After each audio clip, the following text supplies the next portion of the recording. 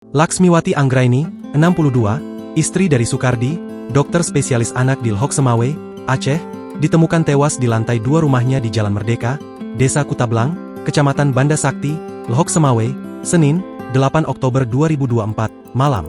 Kasat Reskrim Polres Lhokseumawe Ibtu Yuda Prasatya mengatakan, jasad korban ditemukan di kamarnya.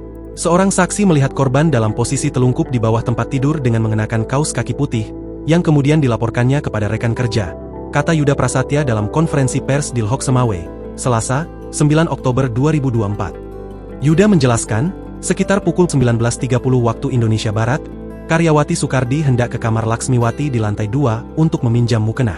Namun, karyawati Sukardi kaget melihat Laksmiwati tergeletak di lantai dalam keadaan tak sadarkan diri. Saat itu pintu kamar dalam keadaan terbuka.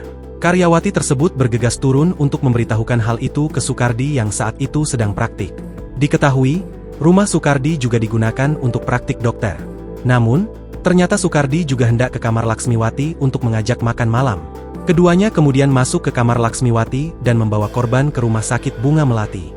Suaminya menemukan istrinya tidak bernapas dan segera meminta bantuan asisten rumah tangga untuk membawa korban ke rumah sakit Bunga Melati. Sayangnya, nyawa korban tidak tertolong, terangnya. Yuda memastikan korban tewas karena dibunuh.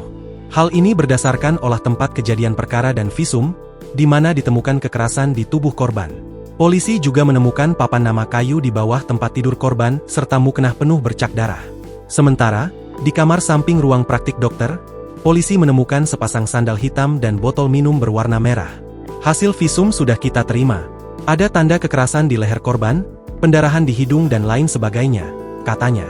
Polisi juga menyita kamera pengawas di rumah tersebut. Sekarang kami periksa saksi-saksi. Jenazah kita serahkan untuk dimakamkan, kata Yuda. Download Tribun X sekarang. Menghadirkan lokal menjadi Indonesia.